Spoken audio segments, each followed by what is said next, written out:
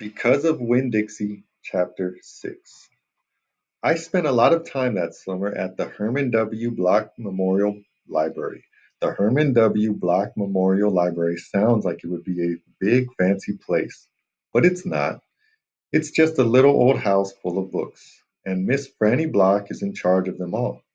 She is a very small, very old woman with short gray hair, and she was the first friend I made in Naomi.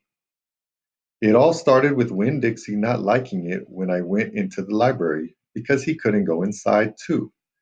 But I showed him how he could stand up on his hind legs and look in the window and see me in there, selecting my books. And he was okay as long as he could see me.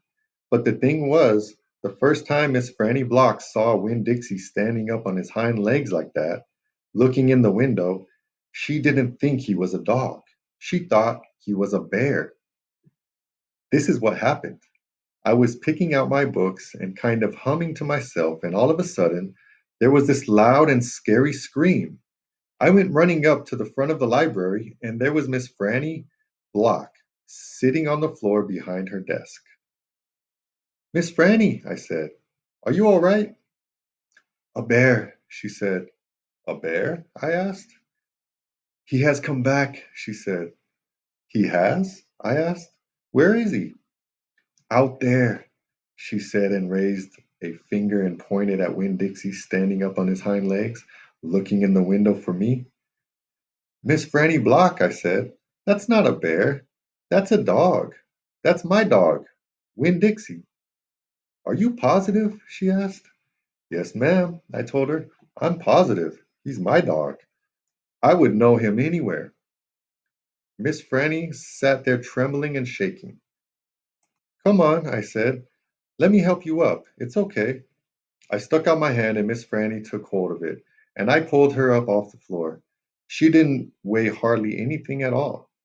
Once she was standing on her feet, she started acting all embarrassed, saying how I must think she was a silly old lady, mistaking a dog for a bear, but that she had a bad experience with a bear coming into the Herman W. Block Memorial Library a long time ago, and she never had quite gotten over it.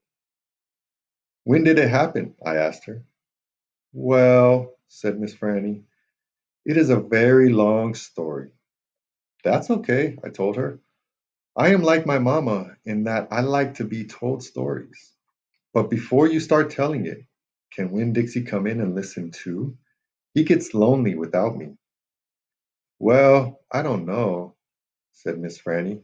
Dogs are not allowed in the Herman W. Block Memorial Library. He'll be good, I told her. He's a dog who goes to church.